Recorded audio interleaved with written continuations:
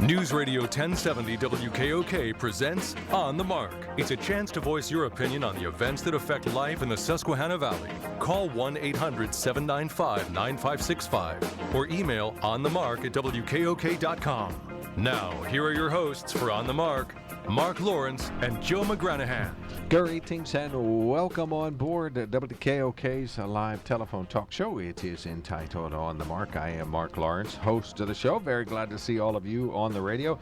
Our webcam is up and running if you'd like to see into Studio A and watch the two men across from me who are going to be contributing to our show today. You're welcome to go to WKOK.com, click on our little TV screen that's there, and you can watch the show, and then just click on the YouTube banner that's right beside there, and you can watch the archives anytime you wish on YouTube. You can link to it if you want to. If you want to tell all your friends that Scott Brion was on the show today, send them that TV link, and they can watch the feed, too, of the candidate who is going to be on our show. We got a crystal clear video, image, and ultra-sharp audio, so we invite you to check that out at WKOK.com.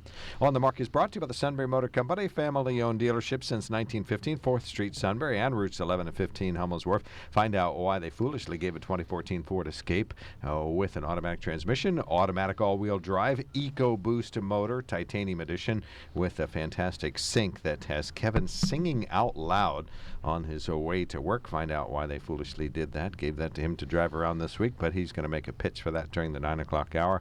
Find out more about all of the vehicles that are available at Sunbury Motors, and that can be Ford, Hyundai, Kia, and Lincoln cars and trucks, plus tons of superlative second-hand vehicles, we're calling them. Do they sell them by the pound there? By the pound. You mentioned tons. I thought so maybe that's how they're selling them. No, but the sometimes weight is a factor. Is it? All right. The big SUVs cost a little bit more, and they weigh more. But let's see. And yeah, actually, that's a good barometer of cost. Unless you get the Optima Hybrid, is you pay a $2,000 premium for the hybrid system, but it pays for itself within 2 years of average driving, whatever on earth that is. See, I could probably afford about 50 pounds of that, 50 pounds, that okay. Lincoln that Kevin was driving the other week. You need 40 pounds of car in a 50-pound bag. Okay. Yeah, so the webcam is up and running. SunburyMotors.com, their main website. And if you'd like to email us during the program, LenapeSolar.com is the sponsor of that. Lenape Solar is located at 140 South 2nd Street in Sunbury. If you own a business, you're a stakeholder in a business, you're one of the decision makers in a business, boy, would they love to save you money, or you're their accountant and you'd like to tell them, hey, you're spending too much on overhead lighting. Well, the way to dial that back is to go to Lenape Solar, say, I'd like a commercial lighting audit, and they'll tell you tungsten is out, LEDs and fluorescents are in. They pay for themselves within a year or two also, and LenapeSolar.com will give you the recipe to make that happen. So we thank them for their sponsorship. One item from the news department before we introduce our guest. An accident has blocked Route 45 in Montana. It's at the railroad tracks, which is right near the post office, so folks familiar with Route 45 there, it's between Housels Run Road and Route 405, so watch out for that blockage there. So we'll let you know when that gets opened up. Hopefully no one hurt there, and we'll keep you posted about that. With that, we introduce my co-host, Joe McGranaghan, mayor of Shamokin Dam, conservative free thinker if there ever was one, and always willing to listen. And he's even softened his views on some of those terribly hard conservative viewpoints that he's had over the years. Oh, okay. I'm as hard as ever. Oh, yeah, go ahead. I don't want you telling people I'm a wuss at the start of the program. See, he doesn't even tell the truth all the time. He's the perfect Republican. You big softy. And on the other side of the glass, the man who has pointed out the obvious is Kevin Herr, greatest producer the world has ever known. He's won more awards than any other producer that's ever visited Studio A during the commercials or CBS News. That might be the one thing that you've said in this program that's true. Oh, okay. Except what he said about our clients and sponsors. Anything else? Anything else is probably a lie. That might be true. With that, this is true too. A man who was raised in Liberty, near Liberty, which would be Tioga County. Liberty is in Tioga County. I actually live in Lycoming County, just across the border. All right, raised near Liberty, Pennsylvania. Scott Brion is with us. He is a graduate of the Wharton School of Business, has been around the world helping global finances and companies and individuals make sure that their dollars are doing the most that they can do, has a business and financial background, is now heading up his company, Tioga Resources, that helps private individuals who are going to get involved in any sort of a land transaction acquire and manage the real estate sale, and that is to specifically include a group of individuals who are involved in Marcellus Shale development. So he helps those particular landowners represent their views and sort of advocates for them, make sure they don't get taken by those nasty gas companies, and is running for U.S. Congress. He's a Democratic candidate. He's on the ballot, running in the 10th district, running against the man who isn't speaking to us. And you know he's not speaking to us. Are you familiar with that? I'd heard the rumor, but I wasn't aware of the details. Oh, yeah. Well, the details are... All you have to do is ask Scott. He'll give them to you. Past history. But, yeah, he won't talk to us anymore. So, but you are certainly willing to, as are any bona fide candidate for U.S. Congress, you would think anyway. But you're the Democratic candidate, so further go through your bio a little bit, if you would. Introduce yourself to our audience. Tell us why you're running for office. Great. Thanks very much for having me, Mark and Joe. Very nice to meet you. I'm really pleased to be here. I'd say the first thing about my bio is it's very nice that you kind of highlighted some of my professional experience, and that I had done some international business and went to a business school. But when I talk about my bio, I always seem to start out with Liberty, Pennsylvania, because I grew up, went to schools there, and it's a real unique place. It's a place where it's very hands-on, hardworking. My dad was a small business person. I was the first person, taught me to really work hard, which was a great lesson for me. I was the first person in my family to be able to earn a college degree. And so for me, I think that that's kind of where my worldview started. And did go to school, had, and really my career, the international career that you talked about, focused specifically in energy. I worked for a company that we provided transparency to energy markets. If you think back, you remember around 2000 when Enron was still around. And remember when they were getting in all kinds of trouble in California because they were gaming power markets? My company was specifically designed to provide information to the participants in those markets so that companies like Enron couldn't do that. Well, you're taking on a tough challenge here. You're in a heavily Republican district, the 10th district, the way it's been reconstituted. And it's somewhat unusual this time because not only are you a Democrat running against the incumbent Republican, but there's also an independent in the race. I think that's highly unusual in a district that's so heavily one-sided. Is there some particular vulnerability that you see in Congressman Marino that you think can be exploited this time around? Well, I would say that for me, my personal decision to get in this race was one of, I frankly don't think government's working very well for us right now. And I think we've gotten to a point where politics and politicians are trumping what's good for people and citizens. And so, I was mad. And so that was really my motivation. Now, I think there's a strong argument to say that Representative Marino, really represents that problem. And so we could talk a lot about that. But I would say for me, I think it's less the vulnerability of a particular politician and more getting the country back to work, focusing on what it is we need to focus on, and getting some good people in government. How do you overcome a registration lead as heavy as you have working against you in this district? Well, I think you have to have the right message. I think if you're going to be if you want to be a partisan warrior, if you want to carry the banner for the Democratic Party as your number one priority, then I think it's going to be pretty tough. You've got to go out and convert a lot of Republicans. I think if you're somebody who grew up here, who's gone out and seen a fair part of the world, and has come back and believes that you have some skills that can help your community advance its interests, then I think you can go out and you can talk to your neighbors, people in your community, regardless of what party they're in, talk to them about, hey, here's what's happening in our community and here's what we need to happen at the federal level to better meet our needs. Can you win? I think so. I wouldn't be sitting here if I couldn't. Now, part of it is breaking out of this partisan mode. If it is a DNR question, then you can't win. If it's a question about who is the best candidate to represent this district, who knows the district better, who grew up in the environment that is more like the district, and then who has the experience to address what are the most important issues in our district. All right, compare and contrast yourself with, you can really include Scott Triani in this, the independent, but between you and Tom Marino. Well, it's funny, if I'm walking in a parade and meeting a lot of new voters who I haven't met, let's say it's like let's say it's the 4th of July parade or the Veterans Parade in Lewisburg. If I have just 10 seconds, I'll be, hi, I'm Scott Brion. I'm from Liberty, Pennsylvania. A lot of people in this area know that Liberty is a very small dairy farming community, so they'll know that I'm from a small town. And I'll say, I'm not a lawyer, and I've never run for office before. And then you move on, and you get a big smile. That makes you almost unique in political circles. Yeah, you get a big smile, and you move on to the next person. Ladies and gentlemen, our next congressman is right. He's not a lawyer. Right. Well, that is interesting because so many people in Congress are lawyers. Do you think that they are at a disadvantage or an advantage in having that background? And how would you contrast your background to theirs? Well, it's a lawmaking body. But I would also say that when you have 40% of Congress being comprised of lawyers, we're nowhere near 40% of, as an electorate, the citizens they represent, 40% of them aren't lawyers, so you get skewed a little bit more toward, lawyer issues. And so for me, I think that the benefit is bringing someone in that has private experience.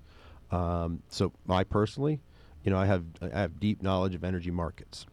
And in particular, I understand Marcellus shale development in a way that very few people can, because I came back to the area in 2008 with an energy background, and then I was on the ground, and I could see what was happening here, which gave me a vantage point that, even, much, I guess, more experienced energy experts didn't have that benefit. And so I think I've got a very deep understanding of the issues that we face. I don't know if either of you know, but the 10th Congressional District today will produce 10% of the natural gas consumed in the United States. And when I moved back here in 2008, that number was 0. And that is there are a lot of emotions regarding natural gas development, a lot of people on both sides, but the fact is 10% of the natural gas being produced in the United States is coming from 4 or 5 counties in the 10th District.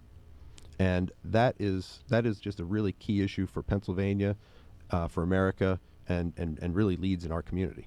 Well, you probably are aware that there was a gubernatorial debate last night in Hershey before the State Chamber of Commerce, and Mr. Wolf, who is the Democratic candidate for governor and apparently enjoys something like a 20-plus point percentage lead over his opponent, the incumbent governor, has talked at length about what he believes should be done with respect to an excise tax or an extraction tax for natural gas. He said last night that he doesn't want to kill the goose that laid the golden egg, but that he does believe that some of that money should be put back into the state. Do you feel that same way from the federal level, that these people should be taxed more heavily, given Pennsylvania's large corporate net income tax rate now? I think you pull those two apart. Okay. I think it's Pennsylvania's corporate net income tax is just like the federal corporate tax. The nominal rate is not the rate that's being paid, and so I think. I think a lot of times that's thrown out there as an example too. So for me, I separate those two issues, and I look at it strictly as a severance tax. And I think that I see very few arguments to tell me that we should, matter of fact, I see no strong arguments to say that we should not have a severance tax. Every other state does. The industry fully expected there to be a severance tax when they came. So I followed industry very closely, all of their budgets. In 2008, 2009, they all accounted for a 5% severance tax. And when we failed to levy that tax, over time, those have come out of the budget. But I think it still is worked into their economics and is one which would be reasonable.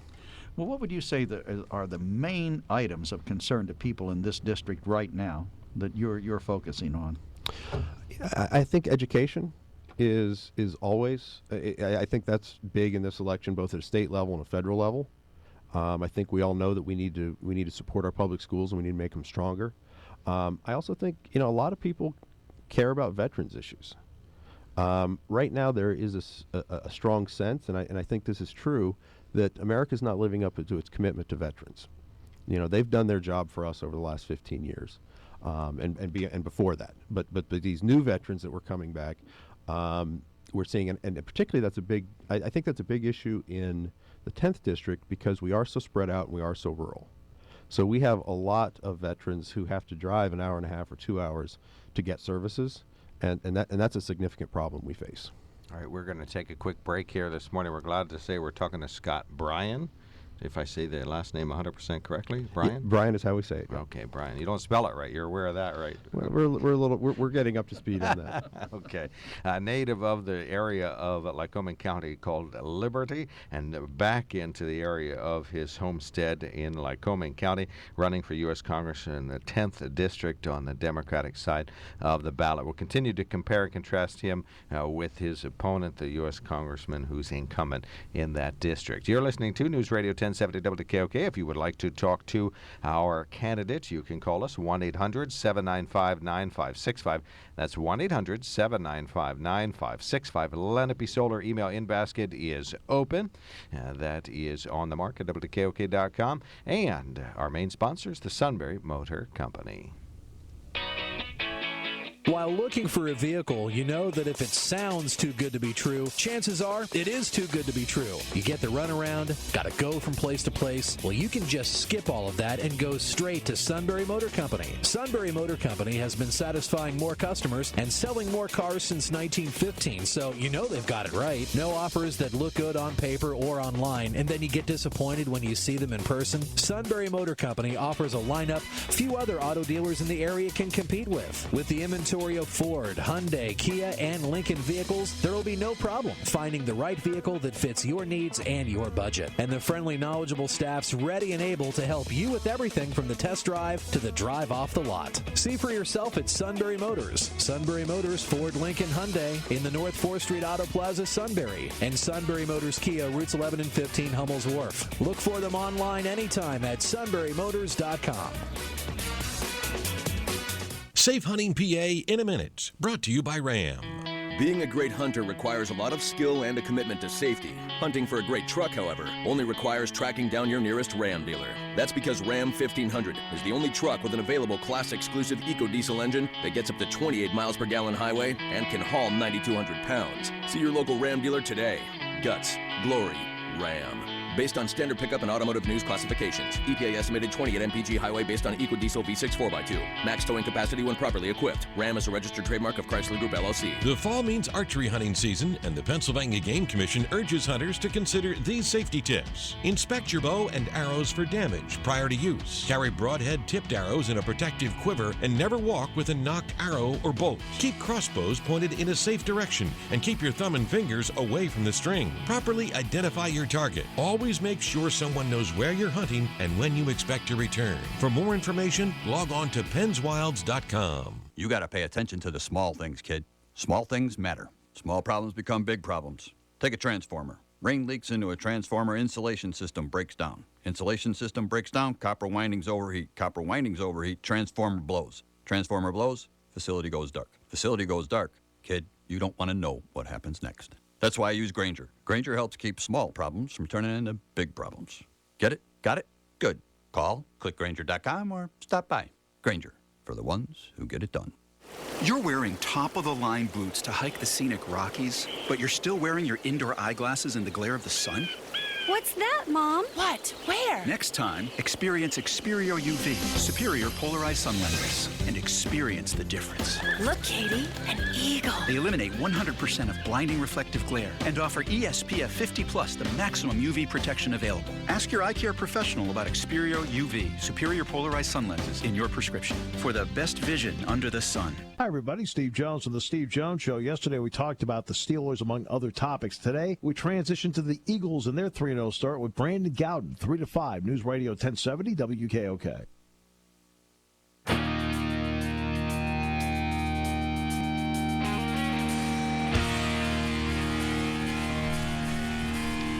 Welcome back to WKOK Live Telephone Talk Show. I am Mark Lawrence. Our guest in the studio is Scott Brion. He's with us, native of Liberty area of Pennsylvania, now running for U.S. Congress in the 10th District. We're glad to say that BB Brion sent in Scott to talk to us today. How about that? That's your wife's name. That's on your bio here, so great name. I can't wait to meet her. Reiterating something from the newsroom, a crash this morning on Route 45 blocking that roadway. It's at the railroad tracks near the post office, and that is in Montana, so we'll keep you posted about that. Two questions. I'm going to ask you to continue your compare and contrast a note in a moment. One of our listeners, Robert, says, why is this pro-fracking businessman running as a Democrat? Yeah, shame on you, Scott. Yeah, but he's standing up for landowners. That's a good Democratic ideal. Go ahead, please. Yeah, no, well, I am a Democrat, so that makes it somewhat more difficult to run as something other than Democrat. But at the end, I think that you kind of hit on it, Mark. My involvement, and really I think my call to service. So I started this company where I was doing a little investing in land and then also helping out my neighbors. When I, on the ground, started to really evaluate what was happening in the Marcellus Shale, the first question that really struck me was the leasing rates and understanding, and compared to leasing rates in other places where there was shale development. So in the Barnett Shale, leases were going for $20,000 an acre and a 25% royalty. Just kind of simplify it on average. In Pennsylvania, lease rates were like $1,000 an acre, and it was a 12% royalty. And so as an energy analyst, my first task was to kind of dig into that, understand the geology. Why were these things different? And why was there this huge 20-fold different timing? And then I looked at the leases. And the leasing terms in Pennsylvania were very advantageous to companies. When I looked at leases from Oklahoma and Texas, they were very advantageous to landowners. And I kind of was like, huh. And as I really dug into this, I tried to say what was it about Pennsylvania. And then when I dug into it, I said, well, actually, the potential in Pennsylvania is much better. And so I kind of came to this conclusion that we were just in a situation where my friends, my neighbors, and me, we just didn't know what was going on. We didn't know how the game was played. We didn't understand the value. We didn't understand the way that the leases worked and the way that the relationships worked. And so this was an area where I could help. This was an area where my skills and my background would allow me first to educate and help my neighbors. And then later on over time, I did a lot of landowner representation, which for the most part actually is pro bono work. It's just, a neighbor calling and saying, hey, I hear you've been working on this. I'm looking at this issue. Can you help me out? And you're not a lawyer, so and you're yes. Go ahead. Well, so you could call me I guess I could be a pro fracking business person, or you could say I'm a community organizer. All right, standing up against the man, making sure that he's not putting it to the little folk, I guess would be one way to word that also. Compare and contrast. We started to do this, and then I got sidetracked. Tom Marino is this way on certain issues, and you're what way?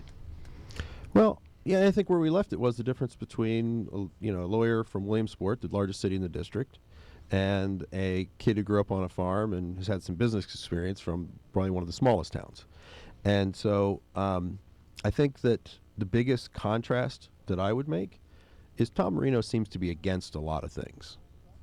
It's very difficult for me to find things that Tom Marino is for.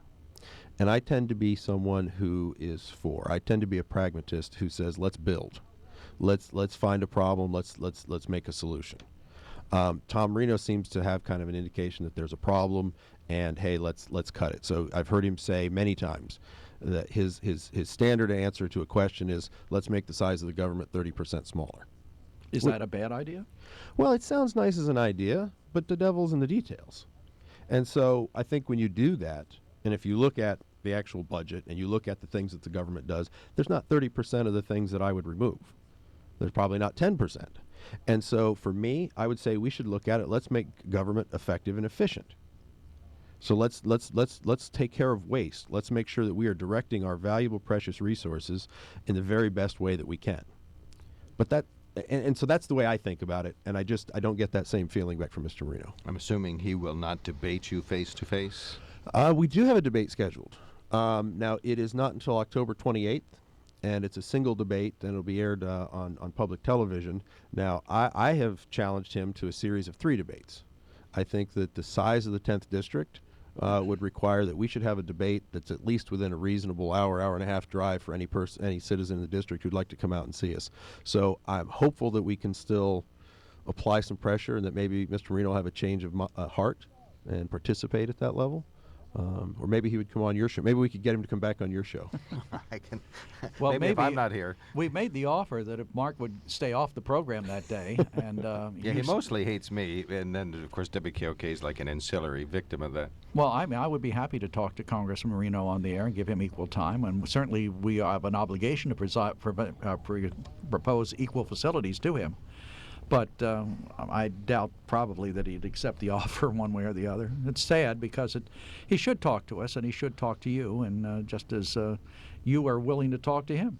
Well, it's just, you know, I don't know, just be a man, you know, and talk about these issues is really all you have to be, or be a grown-up, I guess would be the better way to word that. See, that's probably why he doesn't want to talk to you, because that's kind of demeaning. He has a legitimate grievance with you as he sees it. And I think the two of you, if you sat down in a room, could probably work it out, because I think you're both reasonable people. Right. And I don't think you would do that, would you? Would you, if someone opposed you or was really blatantly coming out against you, how would you handle it? Yeah, let's find the facts. What are we talking about? What are the facts in the middle? Where do we disagree and why? And, you know, hopefully try to come up with a common solution. It's common sense. I mean, and this is part of the problem in politics today. The answer is fight and oppose. And I would say Mr. Marino is he is the example, I think, of what's wrong. Ideology and attacking the other side, that seems to be his natural first recourse. I'm not sure that I've heard any public statement or appearance from him where he doesn't attack Democrats and the president. And I just don't see that as helping us back home. I really think we need to get back to work, and we need to focus on solutions and facts. Well, he is, I think, somewhat of a hero here because of his stand against Nancy Pelosi, where she ran through the House waving her finger at him. Wait a minute.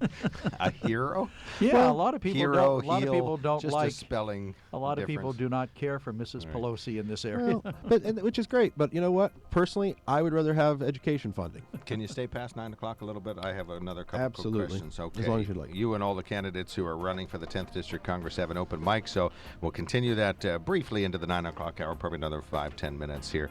With the U.S. Congressional candidate on the Democratic ticket, Scott Brion, is here, comes to us from the area of Liberty, Pennsylvania, in Lycoming County. We'll continue our conversation and include you, if you wish, during the 9 o'clock hour. This is WKOK Sunbury. CBS News, I'm Frank Sedapani. American planes and ships with help from 5 Arab nations have carried out the first round of attacks on ISIS Islamic State forces inside Syria. Initial reports said they killed dozens of ISIS fighters. CBS News correspondent David Martin. The U.S. Navy fired a total of 47 Tomahawk cruise missiles from ships in the Red Sea and Persian Gulf, while Navy jets flew off the aircraft carrier George Bush, and Air Force and Marine jets launched from bases in the Persian Gulf. They attacked ISIS targets at 4 locations inside Syria, including headquarters buildings, storage facilities, a finance center, supply trucks, armed vehicles, and training compounds. Near the western city of Aleppo, the United States went after an al-Qaeda splinter group called Khorasan. Military officials said that group was plotting imminent attacks. What that means to me as an intelligence officer is that we had detailed intelligence on attack plotting either in the United States or in Western Europe or in both. CBS News contributor and former CIA Deputy Director Michael Morrell. President Obama will speak to the nation about the overnight attacks in Syria about an hour from now. In Turkey, CBS's Holly Williams spoke to some of the more than 130,000 Kurdish refugees who've been forced to leave the war zone. We just wish Obama had started the airstrikes even earlier, he said. Maybe then we wouldn't be here. Relief agencies fear that as many as 400,000 Kurds, the entire population of the city of Kobani, will wind up in Turkey. CBS's Bob Orr has the latest on the threat posed by homegrown ISIS members. The FBI is trying to track more than 100 Americans who have gone or have tried to go to Syria. Some have been stopped and arrested. Others, we're told, are under surveillance. The concern, of course, though, is there may be some radicalized Americans who've returned from the fight without our knowledge. Security at the White House is much tighter than it was just a few days ago. You can see at least one big change. This is Peter Mayer outside the White House. There is a new security layer here.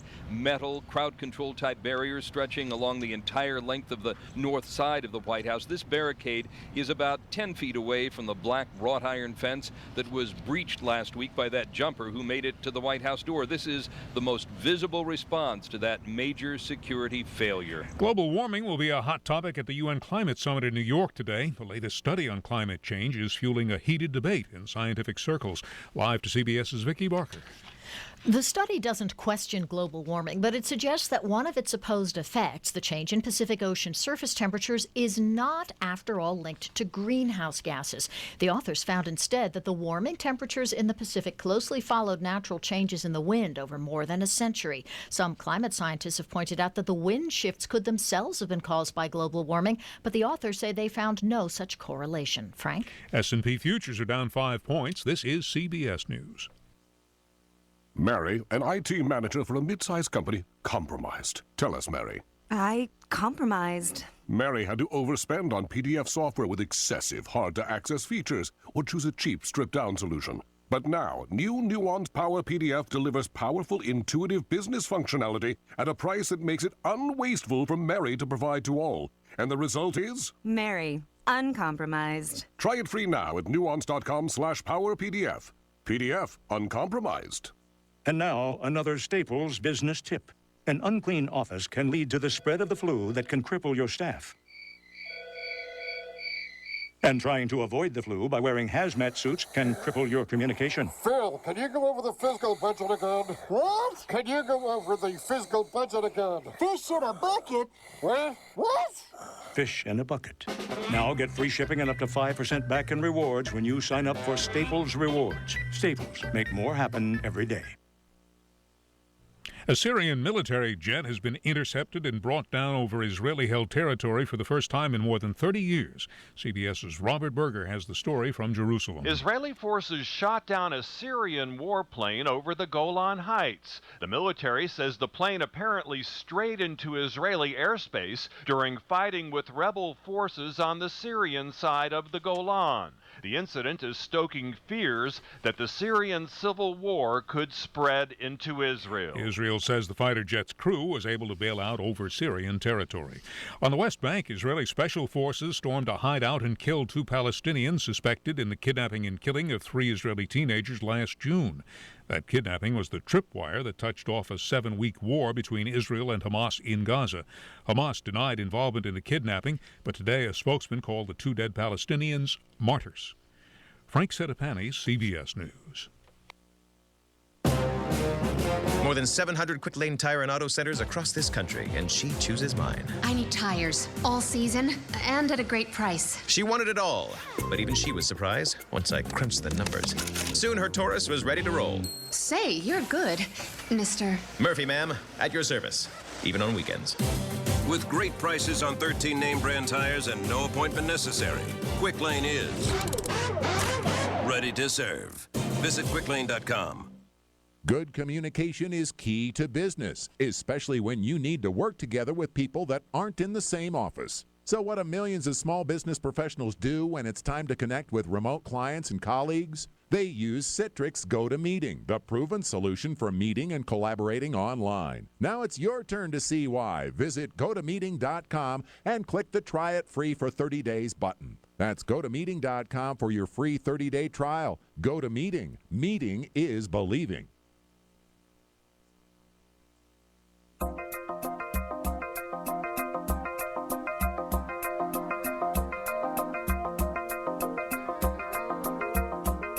Newsradio 1070 WKOK presents On the Mark. It's a chance to voice your opinion on the events that affect life in the Susquehanna Valley. Call 1-800-795-9565 or email onthemark@wkok.com. Now, here are your hosts for On the Mark, Mark Lawrence and Joe McGranaghan. Welcome back to the WKOK Live Telephone Talk Show. We can complete each other's sentences. That means we've been at this for a while. Absolutely. Welcome aboard. My name is Mark Lawrence. I'm Joe McGranaghan, and our guest is Scott Brion, who is the Democratic candidate for United States Congress in the 10th Congressional District of Pennsylvania. The webcam is up and running. Kevin makes that work. Crystal clear image, ultra sharp audio. So we invite you to check that out. Lenape Solar email in basket open. You simply email on the mark at WKOK.com, and we'll read your email on the radio. LenapeSolar.com is their main website. Sunbury Motor Company is our main sponsor. We're going to hear a lot about them in about 15 minutes from now. Kevin Hurst going to talk for 25 minutes about Ford Escape. I could probably do that. We can take a quick nap while he does that. It is a stunning car. I went out and checked it out in the parking lot, and it comes with a trailer hitch already in the lighting connector device, so you don't have to go to U-Haul for that. Okay. I believe it's 3,800 pounds you can tow behind. Oh, no kidding. Okay, so Jeez, now you got him started. Now we're not going to be able to finish with our guest. We do have a caller on the line. 1-800-795-9565 is the open phone. We do have Scott Brion with us. He's a candidate for U.S. Congress, Democrat in the 10th District. Good morning, Chris. You're on the mark with the congressional candidate. Yes, good morning. I had two questions. One was about the debate with Marino, or you want more debates. Maybe a good way to do it would be for you and the independent candidate to agree to debate, and then PBS would agree to cover those two debates too. Then you could, if he didn't show up, instead of really debating each other, you could seriously both take on the flaws in Marino, and he might realize that and be forced to join. And the other question correct answer is yes. Enron. Scott, say yes. is there currently at the time Enron happened, were there sufficient laws to prevent it from happening, what they were doing? And if there weren't then, are there now? All right. Okay, Chris, first question, the debate, the concept of a debate with you and Scott Triani, or Mark Triani, I believe. Nick, I'm sorry. Geez, where's my brain? Anyway, go ahead. I don't know. I'll look for it while he answers. Yes. I guess that was the right answer. Thank you. I'll take Mark's advice. Yeah, I think it's important that we get out there and we have the discussion. And so I think that all the candidates will be committed to getting the information out there, and at least 2/3 of them will be pretty aggressive about it. All right, and Congressman Marino has declined at least 2 invitations to meet you face-to-face at other forums, so we should clarify that. Enron, were there laws that could have prevented that on the books at that time? I think that probably not specifically what was happening. And there were probably laws that were related. There were certainly some things that were just done that were wrongdoing. But the approach that I would take to resolve that situation, I think, is closer to where we're at today. And again, that's one of transparency. And so there is much more information. So the state of California can't be gamed because they now have access to understand the way the grid and all the power plants and when they turn on and off. So that it's just like the leaseholders in Pennsylvania. Every year we learn more and more about the business of natural gas, and the business becomes more transparent, and so we're better informed and can better negotiate and have better business deals. One thing you can't ignore is the fact that, and we've talked earlier, this is a heavily Republican district. Congressman Marino has represented it now. This will be, his 3rd term? He's seeking a 3rd term. In what way has he failed to represent the people of this district according to their wishes? Or hasn't he?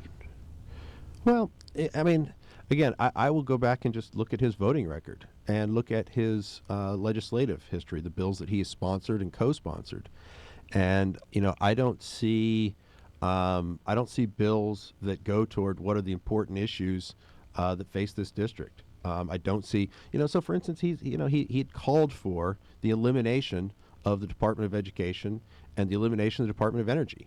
And those are the 2 things we talked earlier. That's my start. What are the most important things in the 10th district?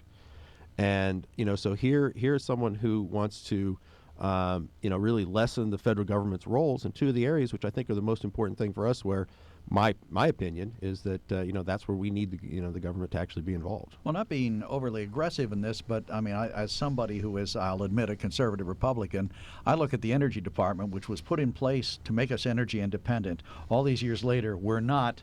Can you make a good case for keeping them going? Well, if you think, I don't think it's the energy, the Department of Energy, which is keeping us from being energy independent. I would say, if anything, it's the legislative and the politicization. I mean, look at what happened last week with H.R. 2. We've rolled up 13 kind of so-so to bad ideas and called them now one. Remember, and just, I'm sorry for people listening, I kind of segued a little bit. Last week, the House passed H.R. 2, which I think was called American Energy Solutions for Lower Costs and More American Jobs. And it just, is the politicization of energy policy. It's basically going out there and attacking the president, and the argument is being made that this president is against energy and he's against fossil fuels, when we've seen dramatic increases in domestic energy production. Well, so for me, there's certainly a role there, but I think that it's the politics which have gotten in the way of coming up with any real kind of an energy policy, and that's one of the areas where I think, with my expertise, I'd really like to focus, because it's critical right now. Well, the Treasury Department said late Monday that it will crack down on techniques used by some American companies seeking to reduce their tax burdens by moving their operations overseas. Should there be penalties against companies that do that, do you think? I think you could have penalties against those countries or companies, but I think the better solution is probably to have a reasonable tax code whereby people are actually paying. We have the right corporate tax rate set, and people are paying that. I think it's pretty alarming that we have a 35% corporate tax rate. I think historically, here, I think in this decade, the average has been maybe 17-18%. People pay half that. The last several years, that's been dropping down significantly. I think we're down below 10% now. And so the fact of the matter is, it's this game. And so the fact that we hire armies of accountants to pay less tax, I don't think that's the best solution for anybody. So the right answer is, let's change the tax code. All right, last question before we get to a closing remark. ISIS, U.S. is already starting to ramp up. Ground troops might be necessary. If elected, your view on ramping up U.S. involvement in Syria and Iraq? Syria, I think that this is an issue which is part of the continuation of the issue we faced for the last 15 years. And I think that we would be foolish to not learn as much as we can from our experience the last 15 years. And so we found this is a really complex situation. We don't have a lot of good options in terms of local governments and entities on the ground to support and really build and stabilize this area in the way that we need. So I think we need to be really, really cautious. So far, I think it's hard to critique the process that we've gone through this year. We've forced Maliki out. We're giving ourselves a chance at a new government in Iraq to come up with a credible partner there. We are trying to build a coalition. We are trying to build a Sunni-led coalition, which hopefully could have some benefits and ties over the longer term. But we still have the Sunni-Shia split, and we still have Iran's involvement in Syria, and that civil war is a bit of a proxy war. So I think troops on the ground are something that you certainly have to think about. I think that we do have a credible threat on the ground, but I think the right approach is to really take some time and do it differently than we did last time, where we came in with military force without a good plan. I think this time we need to have military force be part of a sound and reasonable overall plan to how do we solve the problem and create stability 3, 4, 5, 15 years down the road. How is the U.S. viewed internationally? You've been all over Europe, and when people say, "Oh, the United States," what do you hear then? It's interesting how, in my experience, that has, when in 2000, I was actually living in Holland during the beginning of the Gulf War. And I was struck by how everyone that I met, and most of the people in Europe, really looked to the United States to lead on this issue. There wasn't a debate about what is our government going to decide. And this was kind of true of kind of the EU, all the EU countries, and they really looked to the United States to lead. And I would say since then that has moderated a little bit. I think that that belief that the United States would take the right path is a little bit diminished. But I think that need and that role is still there, and so there's the opportunity to fill that role going forward. All right, an additional remark, please. Well, I guess that the one thing that I would like to say is that, again, I kind of started out with this whole thing that our government is really not working. And I really and honestly believe that that is largely driven by our politics today. And it's driven by the fact that neither political party is crafting its policy to with central Pennsylvania and rural Pennsylvania in mind. And so, particularly in this congressional race, we really need a representative who is 100% focused on representing the interests of the district. And I think that the best way to do that is, you elect someone who's non-political. I'm running against two people who are very political. In some ways, the younger candidate who's not held office is more political than anyone. He's more of he spent more time in Washington living than any of us. And Tom Marino is a 20-year career. And so I really believe that the best answer for the 10th district is someone who is a citizen. And at this time last year, did never consider having a political career, but now sees the opportunity to go out and contribute and lead and really represent the district and the people of the district.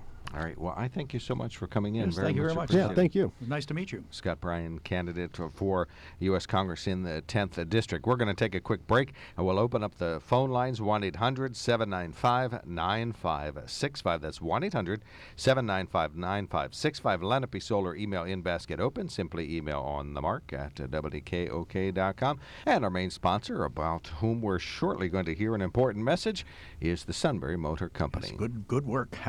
We did a wonderful job there, and when we come back, we'll let Kevin talk. Okay. All right.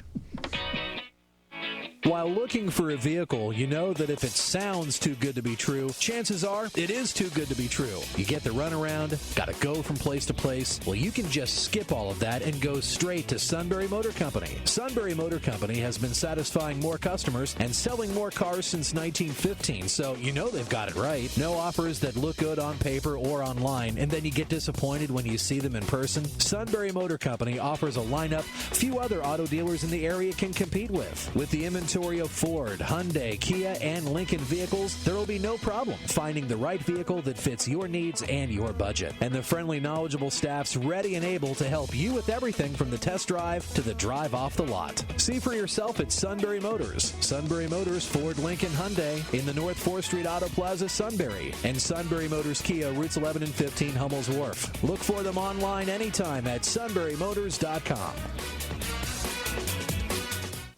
Hi, this is Erica Shames, publisher of Susquehanna Life magazine. One of the most dynamic parts of the Women's Professional Partnership is the mentoring that takes place within it. To underscore the value and potential impact of mentoring, the WPP has partnered with Bucknell University to create a business conference for men and women called Empowering Our Region Through Mentoring and Leadership, October 23rd at the Campus Theater in Lewisburg. The conference is intended to be a first step in creating a mentoring region. Imagine a region where people feel compelled to help one another, share and build strengths and empower each other. Building on the concept that no one has a monopoly on information, the idea is we all can help each other and will be more successful and fulfilled if we do.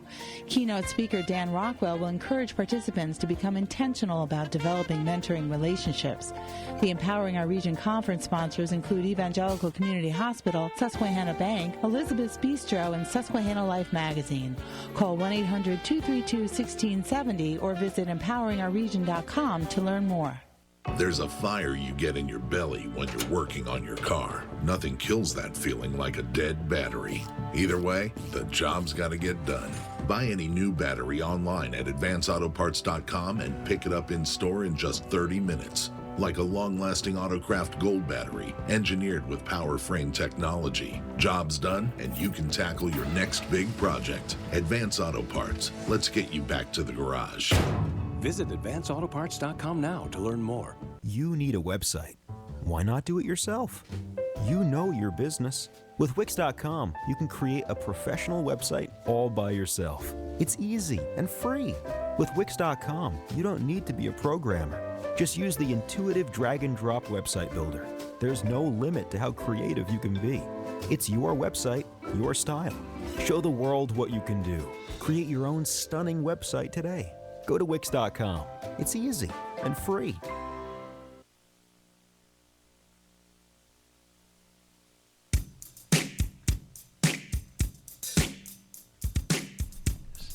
Welcome back to On the Mark. I'm Joe McGranaghan, along with Mark Lawrence, who is collecting himself over there.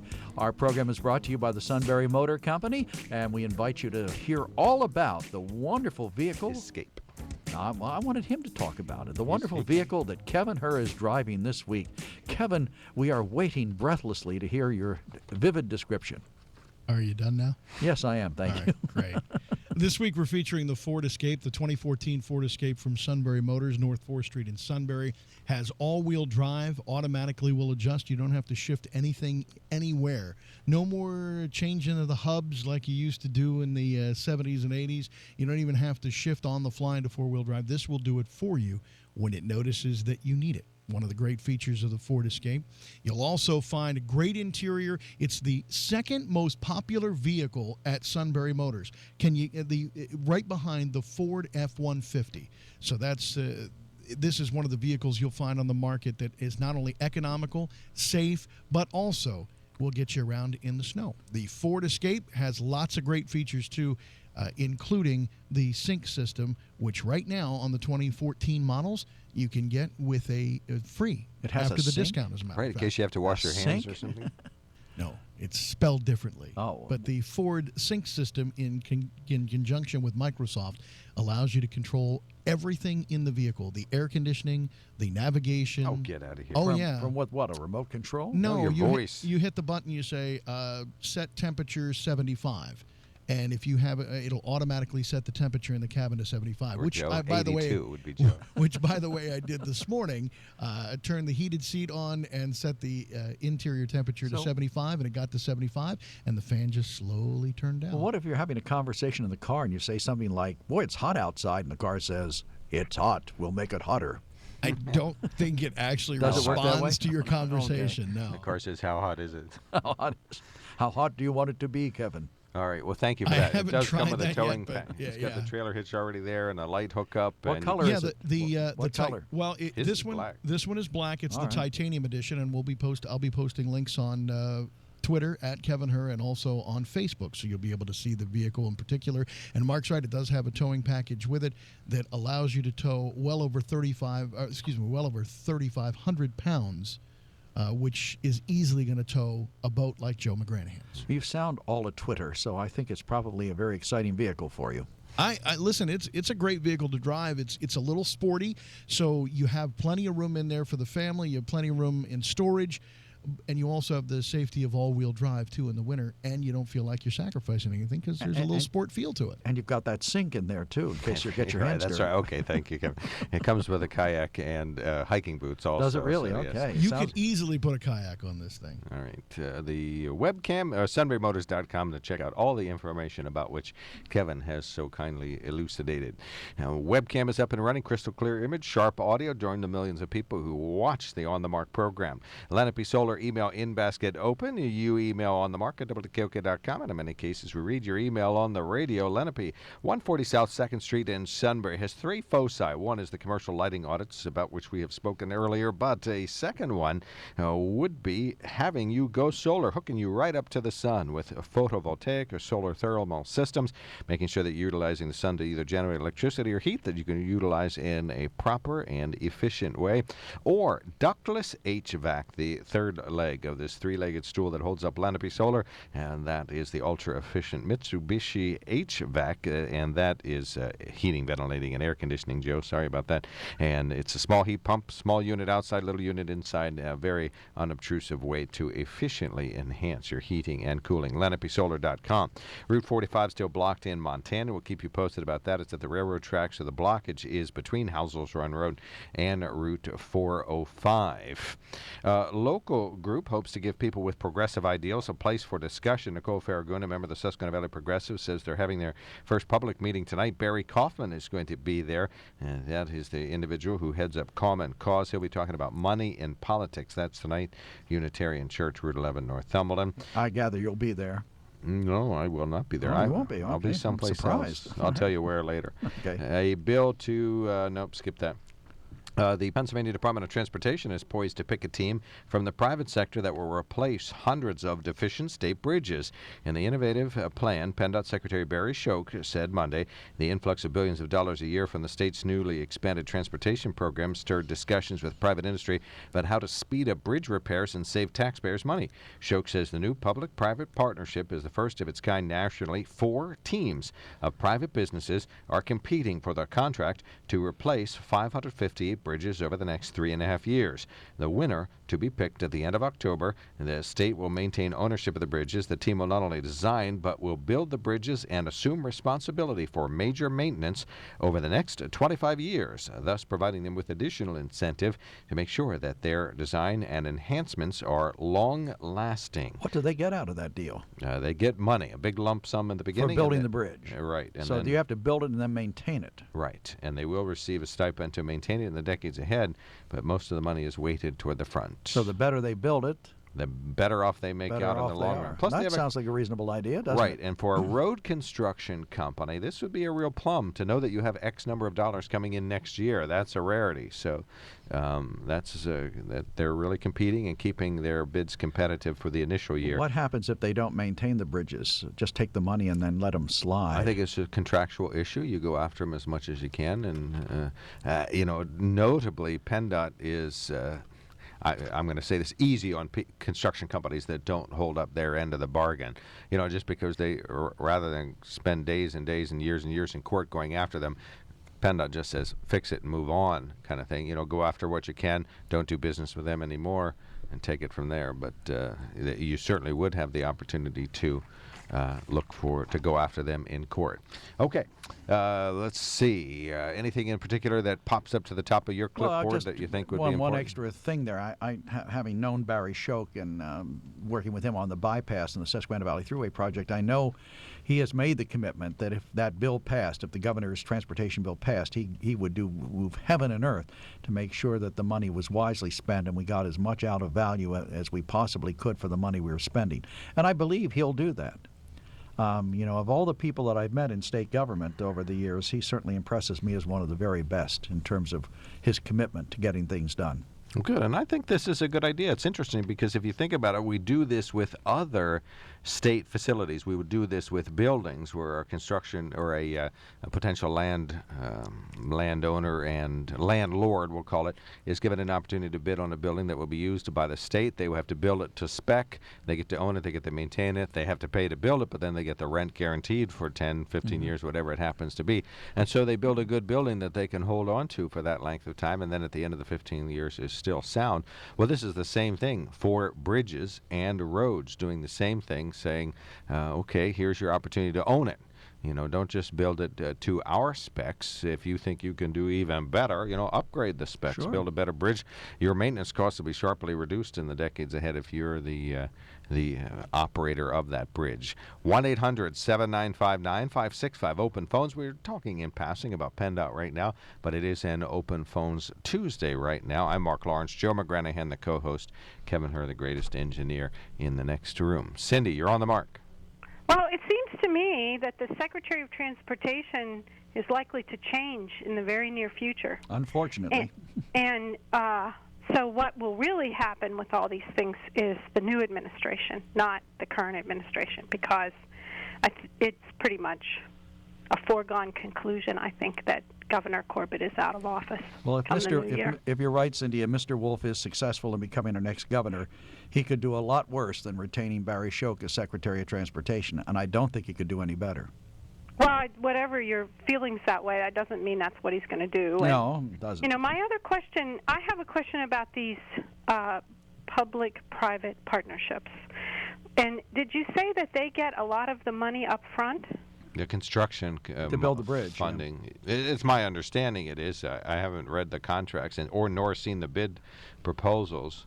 Well, for me, this is problematic, and you see this over and over again in state government, that they award these contracts and then the company either fails to perform or, this is my concern, in this volatile business environment, they go out of business.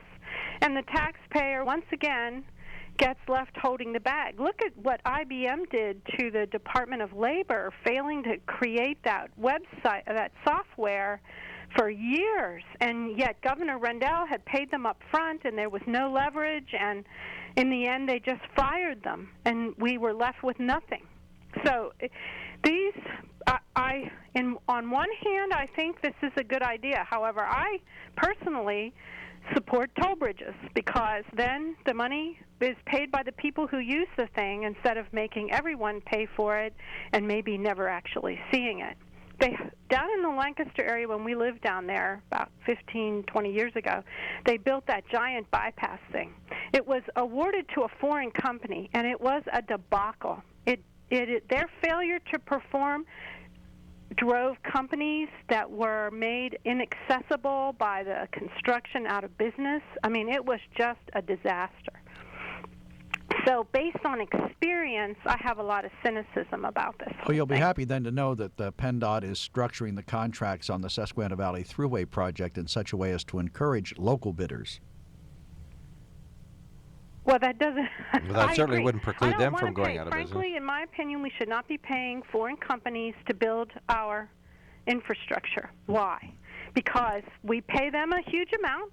They pay pennies to the workers. That's true. They make jobs. They pay minimum amounts of money down to the workers, minimum wage, or not minimum wage, but depressed wages, et cetera, and then take all the profit and head for the hills.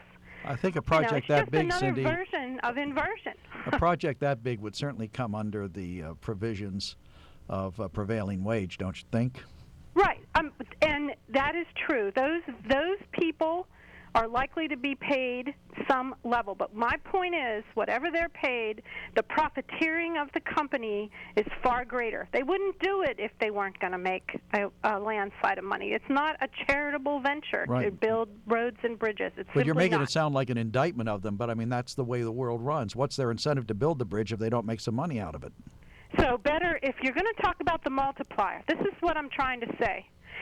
They claim when they do these projects there's a multiplier, that you can assume that all this money then moves into our economy and makes more jobs, and people spend money locally, and the business will make investments here. And what I'm saying is that when you give these contracts to foreign companies, you sharply decrease the multiplier, because they take their money and go home.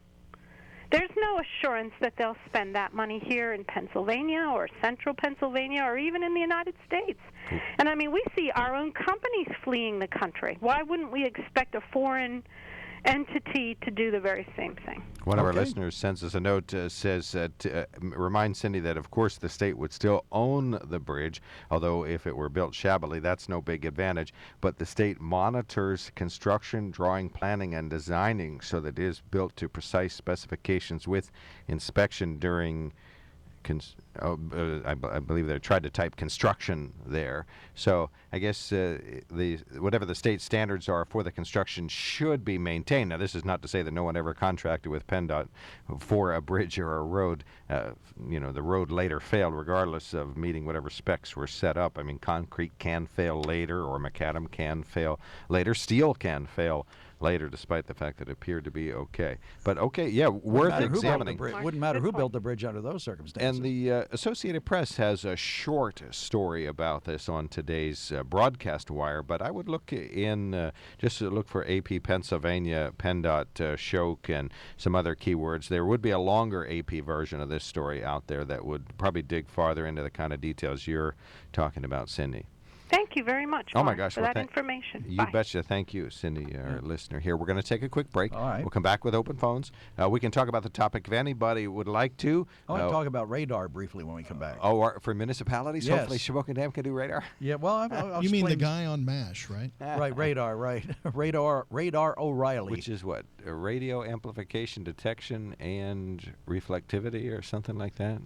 I know it's an acronym. I'm just not certain what it stands for. Oh, my gosh. Where's Kevin's microphone when we need it? 1-800-795-9565, the open phone. Feel free to give us a buzz back. 1-800-795-9565. Lenape Solar email in basket open. And On the Mark. We'll be right back. For a lawn worthy of the spotlight, you need a mower worthy of the same. Try Kubota's Commander Z100 Series zero-turn mowers. These high-output, gas-powered machines are cutting-edge and commercial-grade. Demanding attention with brilliant LED headlights, 5-inch deep mower decks, and commercial Hydra gear transmissions, Kubota puts professional results at your fingertips.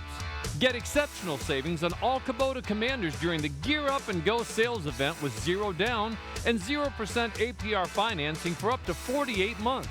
Command the spotlight during the Gear Up and Go sales event right now at your local Kubota.com.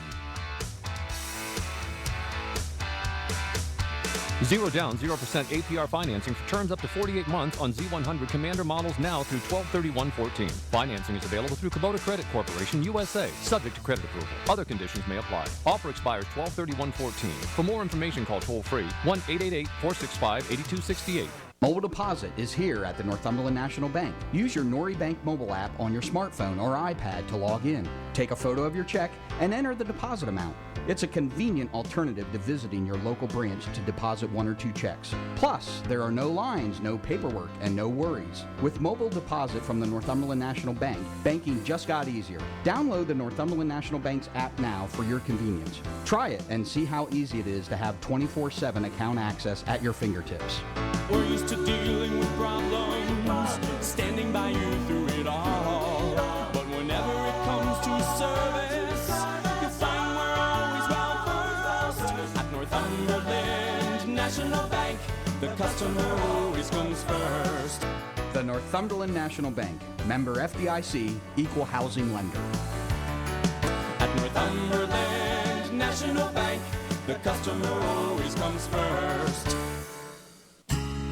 Hi, this is Susan Foltz at Focus Health, a non-medical in-home care agency in Selinsgrove. The holidays are right around the corner. Want some extra cash? Focus Health can help you with that. Plus, get you started in the fastest growing profession today, non-medical in-home care. Focus Health offers a free 40-hour training plus CPR and first aid certification. Work full-time, part-time, or around your busy schedule. Call Focus Health 570-259-9732 to get started.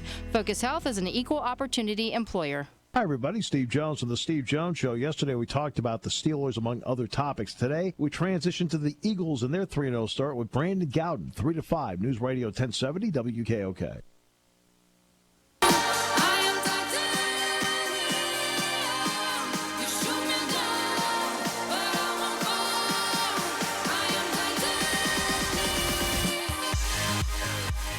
Baby, that's the a little song heavy for us. You always hear on the speakers out on Joe's boat. Yeah, I play that all the time. Kevin? Titanium. Oh, like a it's the little Def band Leppard. Titanium. No. It's the song. The song's Titanium. And what's the band? Titanium. The Smithfields. It's C, I believe, is how they pronounce her name singing it. Okay, 2014 Ford Escape Titanium. There you go. There's the tie-in. Thank out you for in the playing. Driveway. You're quite welcome. Oh, boy, that was painful.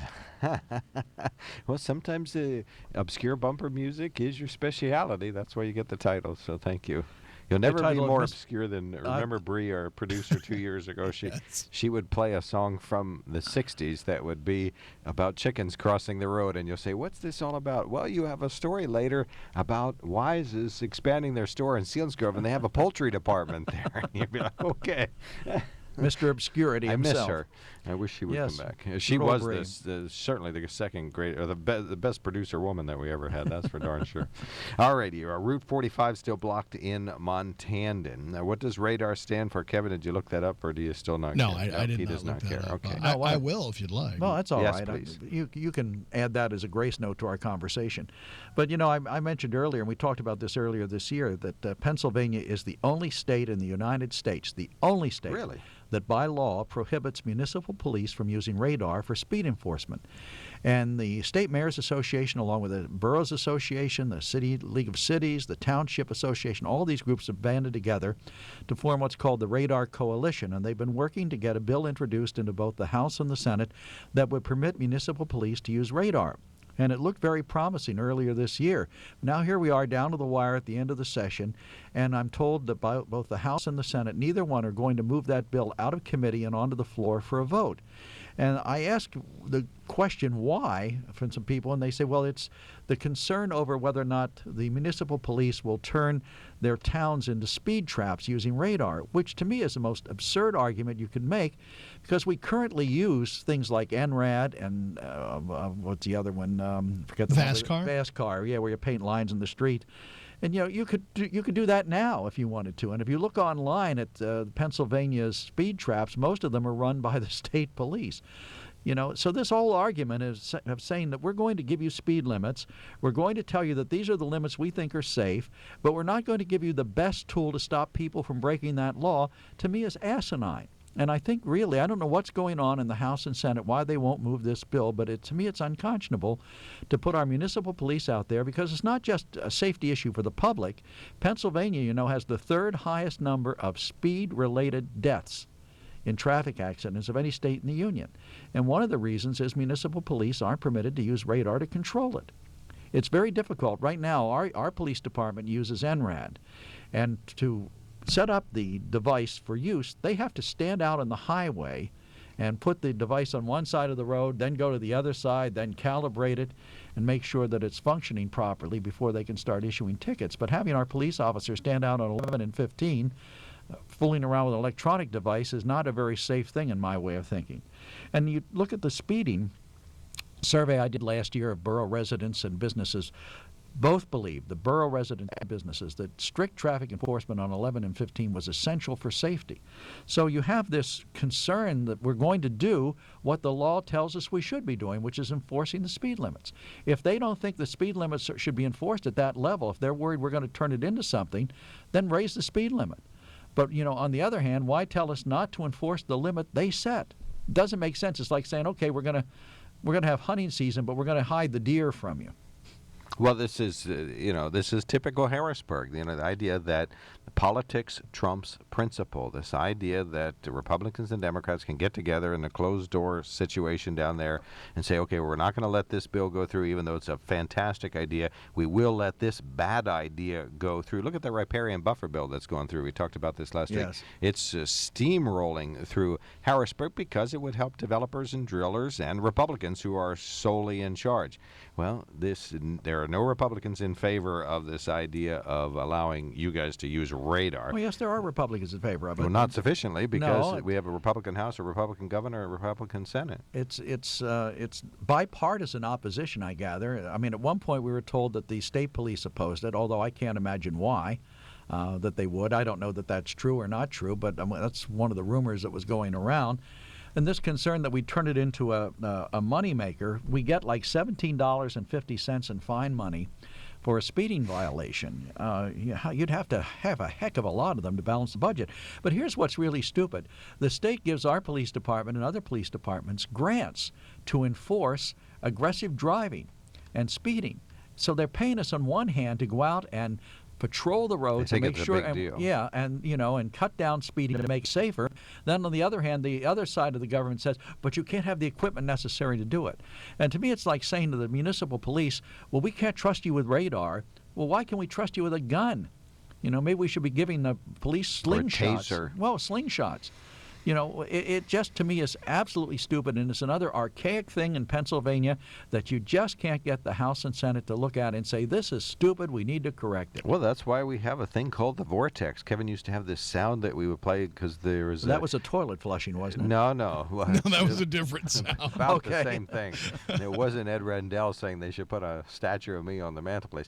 No, it was the sound of this electronic device sucking people in, and that's what happens once you get inside the Interstate 83, 283, 11 and 15 Beltway in Harrisburg. Your brain gets sucked out, and you stop doing things that help your constituents, and you start doing things that help.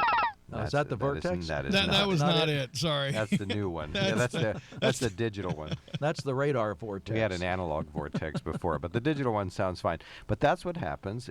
Once you get in. Oh, there it is. There it is. Once you get inside the Beltway in Harrisburg or the Beltway in Washington, is you absolutely positively turn your back, literally, on your constituents, and you start to face the Capitol, and you'll do whatever the people in the Capitol will tell you to do. You stop thinking for yourself, and you ignore common sense. That's it, so that you can keep the political parties going, so that you won't allow votes on important issues. You won't, and the beauty of it is that you have the ability to stop things in committee, so that no one will ever know how stupid you are too. Well, that way you don't have to vote on it. You don't have to go on record as opposing it or favoring it. You protect each other in that way. Yeah, and I think it's fair to the people to say, all right, give us a straight up or down vote. If it fails, it fails. At least we'll know who we have to work on or who we have to talk to about getting something done in the future. But it really is a safety issue for the public. I mean, who among us hasn't gone over the speed limit from time to time? And I've had 1 or 2 speeding tickets in my life. And you fought them tooth and nail and probably got them turned over. No, I paid one because I really did it. I only had 2, and the first one I was really at fault. It was my fault, but there were extenuating circumstances. The second one, I don't believe I was going as fast as the officer said I was, and he was using one of those antiquated devices. And I did get it knocked down to 5 miles over the speed limit, which was no points, but still a fine. Even though I don't think I was doing that. Anyhow, but I don't mind that. If I'm speeding and I get caught, I expect to pay the fine. Well, especially in Shamokin Dam, if you're going 50 on 11 and 15 at noon, you're sailing down a busy, busy highway. Well, and there are a lot of people who get to the last light at Baldwin Boulevard and suddenly think the road becomes a raceway headed north. So there are a lot of people who do that. There are people who make left-hand turns at the Baldwin Boulevard light at coming down off the bridge. So should we not enforce that? Should we let them go? It seems to me that if you're going to have a law and you're going to ask municipal police to enforce it, they ought to have the same tools the state police have to do the job. Is that unreasonable? No. 1-800-795-9565. Is it reasonable to expect that the leaders in Harrisburg will do the right thing? No. Well, right now's the time. I mean, if they don't call it out for a vote now, it's going to fail, which means we have to start all over again next year. And it's just very disheartening to see something that needs to be done, and no one can give you a good reason why it can't be done or shouldn't be done. And, so whatever the real objections are, I don't think they're talking about. Whatever going on behind the scenes that says this shouldn't happen, it's hard to tell exactly where it is. All right, 1-800-795-9565. I'd love to hear folks' view on this, and maybe you have another opinion about how bad the vortex is or why radar is not permitted locally. We can talk about that. It is an open day, so we can move on to another subject. One of our emailers sent us a note about Mr. Brion, who was in our studios earlier. Scott Brion, the Democratic candidate for the 10th District. Vince Stoops, who's one of the veterans for Triano, and Nick Triano is the independent candidate running in the 10th District, also running against Tom Marino. He's from Berwick, and he is a very up-and-coming young potential leader that, of course, once he gets to Washington, who knows what will happen. But anyway, it says, Mark, I was very disappointed by Mr. Brion's final comment that grossly distorted the truth about Mr. Triani. And Nick Triano has lived in Washington, D.C.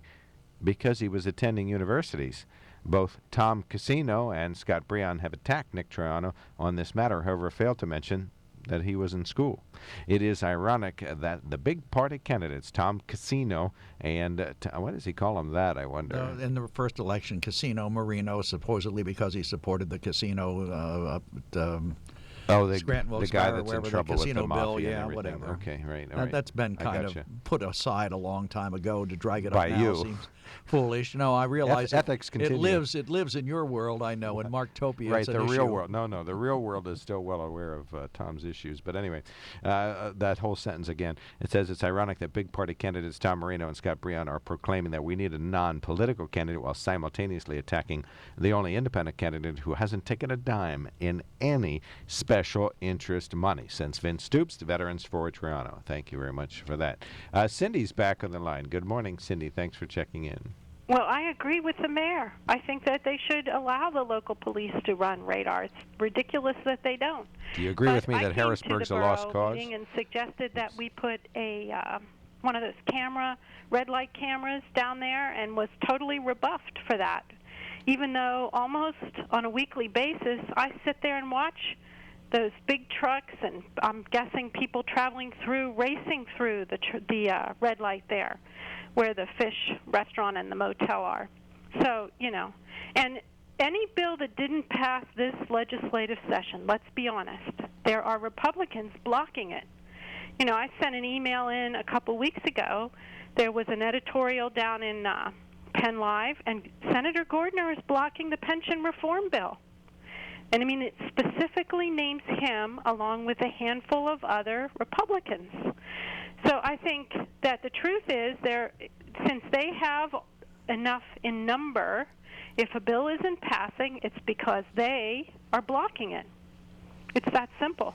All right, we'll have to get the senator on the line and see if he'll talk about why the bill's not ideal in his view. I'm sure is how he would word there it. is no ideal bill for the pension thing.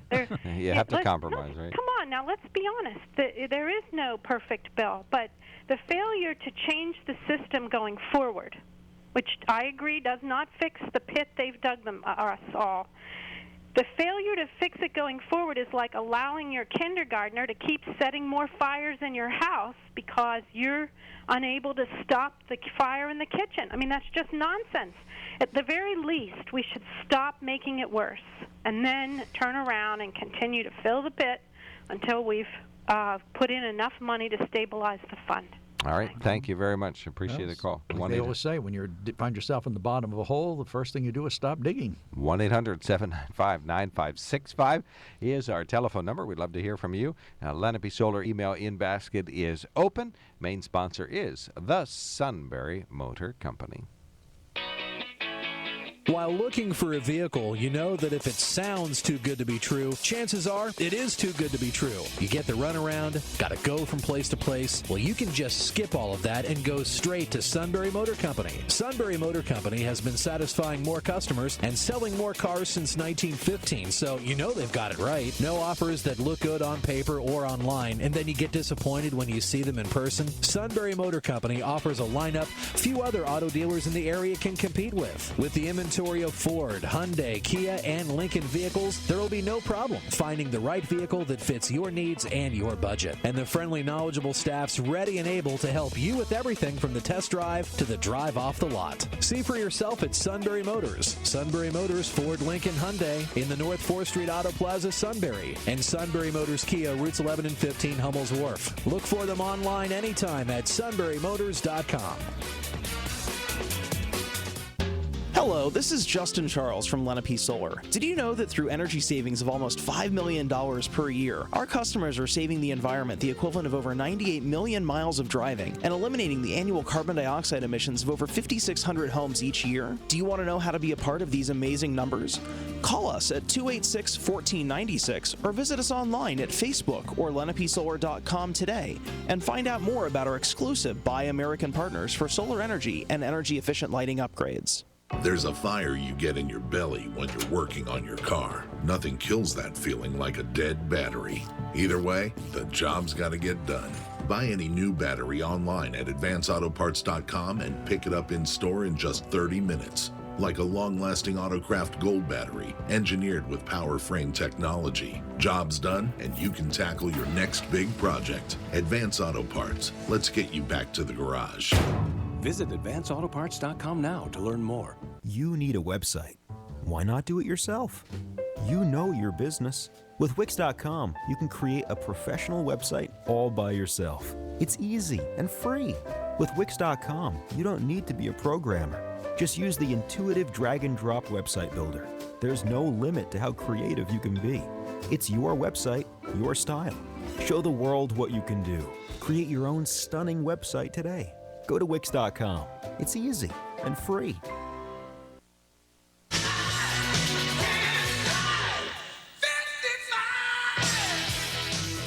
Ooh, that would be a ticket on routes 11 and 15. It's 40 from Ted's Landing all the way to the Selinsgrove Route 522 intersection. And I know this to be true because I've received a speeding ticket from state police on, Did you really? On the strip. Yeah. How fast were you going? 52. 52. Well, so they were using radar, and so they can do that. 10 miles over the limit, you get a ticket. Right. Gentlemen, quick update, in a programming update. Coming up at 10 o'clock, there is a special statement coming from President Obama on the strikes on Syria. That will be before he departs for New York. Again, that is coming up here at 10 o'clock, and we will have coverage of that as soon as it begins on News Radio 1070 WKOK and on the WKOK app. All right. After that, Tony Dungy and David Zurin is going to be on the Dan Patrick Show. And on the Steve Jones Show later today, we'll feature Steve Jones. Okay. Well, that sounds exciting. Actually, Brandon Gounton of BleedingGreenNation.com. That's the SB Nation site for the Philadelphia Eagles. So we talked about the Steelers yesterday. We'll talk about the Eagles today. You know, going back to what the president's going to talk about in a few minutes, you've got to give him some credit here because he did the smart thing. He got Arab nations involved in these attacks. And I know Than would say that that's a failure because we had to attack. But in this case, I think the president did the right thing. He got the people who were in the immediate area involved and got them to support what we're doing. And that's been one of my big arguments all along, that the countries in that area have not been supporting us and have not been doing anything, I guess because they're afraid of retaliation. But however he did it, he deserves a great deal of credit for getting this underway in terms of a coalition. But I agree with Than. I think encouraging more violence just leads to more violence. You can't bomb your way to peace. We've learned it so many times, so many ways. So what do you suggest we do with ISIS? Just give them a pat in the back and say, have a nice day, boys, cut off more heads? Well, first of all, why do we have to be the world's policemen? They're cutting off the heads of American citizens. How's that for a reason? Well, we should do whatever we need to protect our citizens. And if our citizens go there and place themselves in harm's way, I'm sorry, if you travel to third world countries, you will end up in harm's way. I mean, you can end up in harm's way. There's greater risks there. I'm not saying that we should. I'm just saying that if we decide that the way to deal with this is with more airstrikes and more military action, it's going to lead to more airstrikes and more military action. You can't kill your way to peace. We just have learned it. I would think people in the Middle East would have learned over the past several millennia that since you can't get along there, and I hope they would have learned something in the Arab Spring, that massive amounts of humanity can affect positive change. Did we kill our way to peace in World War II? Joe, you're on the mark. Oh, I'd like an answer to that Thanks for calling in. Joe, thanks for calling in. I cut off poor Mr. McGranaghan in order to get me on the air. Well, listen, I wanted to call in earlier, but I was kind of busy. I heard Mr. McGranaghan talking about speed limit setup, how the officers are setting up whatever contraption they use where he's from. Speeding is becoming a real problem. All they wanted to do now is up the speed limit to 70. The problem isn't the speeders. The problem is the lack of enforcement. You mean on interstates? I come down 15 in Kelly Township. I'm doing 55, and I'm getting blown off the road by people doing 70, 75 easily. And there's not a cop around. It's worse than the interstates. They don't need to increase the speed limits. They need to enforce the ones that are already on the books. I agree with you, and the best way to enforce them is with radar. And that's what the problem is. They won't allow municipal police to use it. Right. They use whatever setups they use. I mean, down here in Mifflinburg, they have the lines on the road. They time you. That stops the human error. That's called VASCAR, I think. Right. You said if you use some sort of device that's set up along the highway that is set up and run right